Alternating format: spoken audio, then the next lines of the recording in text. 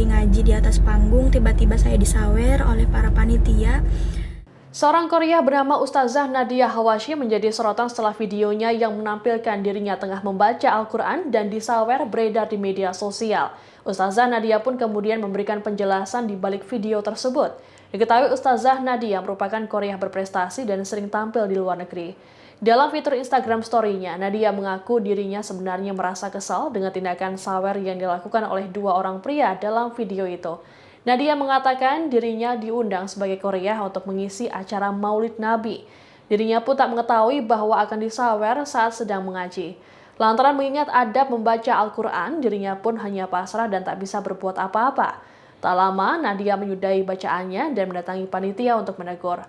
Sosok Nadia sendiri rupanya dikenal sebagai Korea yang baru berusia 22 tahun.